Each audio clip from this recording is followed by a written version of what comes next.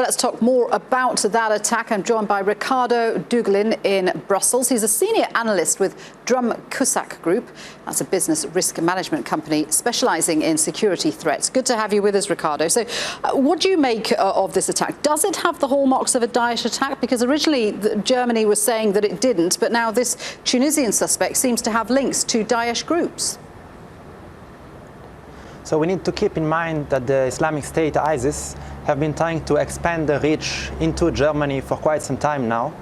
They have developed quite a strong recruitment system with a good propaganda in German language, but they lack the logistics behind the network to be able to carry out more complex attacks. The latest assault in Berlin was an attack that was clearly in the line of previous incidents that took place throughout the year in Germany, in which an assailant that was inspired or connected to ISIS carried out or tried to carry out a mass casualty attack, as we have seen in July with 2 other incidents of that kind, and this one was sadly more successful, and the Islamic State managed to claim responsibility to score a propaganda victory on that side. Yeah. Indeed, and as you say, there's been a wave of terror attacks in Germany this year, not to mention attacks in France. We saw the attacks in Nice and Paris. So how vulnerable is Europe to these kind of attacks? Well, as you have seen within the last 18 months, Europe is quite vulnerable.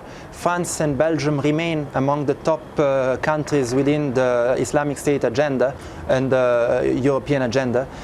Germany is within the ISIS reach as well, and what we see increasingly is the threat of these single assailant kind of attacks, as in Nice, and in which very little is needed to plan and organize an attack, and a lot is needed from the security forces to be able to foil such plots. And as such, the debate that is going to take place in the coming months within the security forces of Germany is how to try to prevent such actions, and especially how to reform the judicial laws that are in place already in order to be able to detain suspects that have been identified as potential terrorists or potential recruiters for this kind of incidents. Yeah. Yeah, and if it turns out that this was the work of this Tunisian migrant, how damaging is that for Angela Merkel and her policy on refugees, particularly with an election coming up? Well, that's definitely a big hit for Merkel.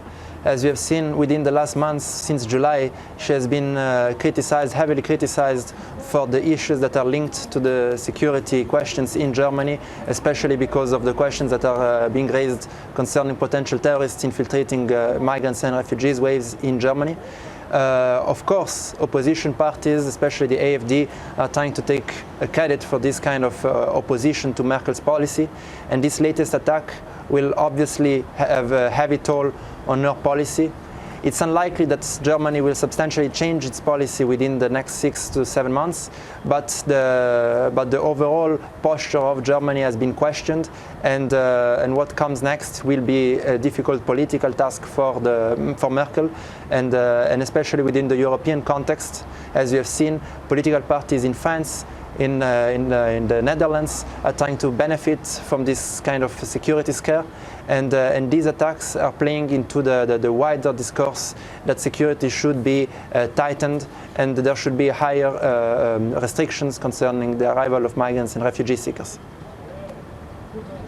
Riccardo, it was good to get your analysis there. Thank you very much indeed for joining us. Riccardo Dugulin in Brussels there.